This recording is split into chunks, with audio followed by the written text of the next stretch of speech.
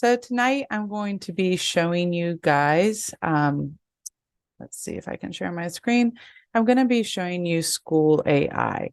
Now, SchoolAI has a lot of features that our other AI tools have under tools. So I'm not going to go through all of these. I have what I already like in terms of tools. It may or may not be SchoolAI, but SchoolAI I find offers something that other tools do not, that I think all teachers need to be aware of, and that's a personalized assistant to students. And I am back in the classroom full time this year.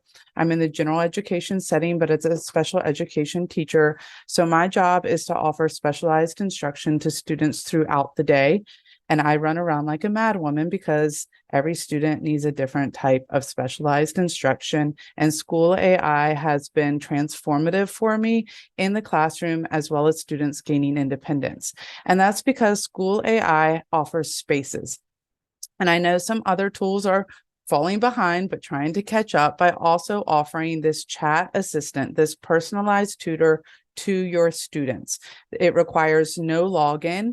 In fact, on the SchoolAI homepage, they actually have a packet for your IT department to get approval. That is something special I've never seen on a homepage of an AI tool, to make it super simple to get approval from your IT department.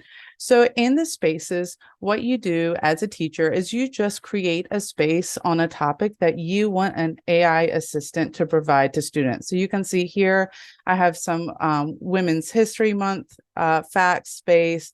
Number the stars is a text we're reading in class, an assistant there, comparing and contrasting. So you can see the Number the Stars assistant. I've had 27 students work on this. And what this was because a lot of my students didn't have the historical context of Number the Stars. They had not learned that bit of history yet in 7th grade when we read it.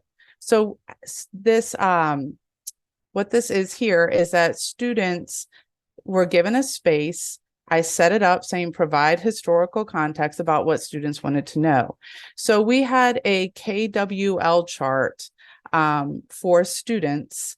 And when we talked about what they already know about World War II, we talked about what they would want to learn. And then they went into the psychic, and I realized some names were there, so I took it off, but they went in and they were able to type out questions, and then AI gave them a response based on the question they asked. And so students were able to ask engaging questions that were of interest to them, and then they wrote their responses up on chart paper. So it was truly a blend, and kids could learn from each other. And we had a much larger L column than we've ever had without using AI, and gone are the days of a freedom to the whole internet or a web quest. Now I'm going to try this with you all real quick. I know I'm probably don't have a whole lot of time, but in the chat, I'm going to send you a link to one that I've created. I've actually got to open another window here. And this is the chat here. So in the space, all you do is you launch the space. And what you do is you just set the parameters. What grade is it for? And what do you want the AI assistant to do? So in this one here, I actually did use this with students. I wanted them to strengthen writing sensory details. And so this was in an English class.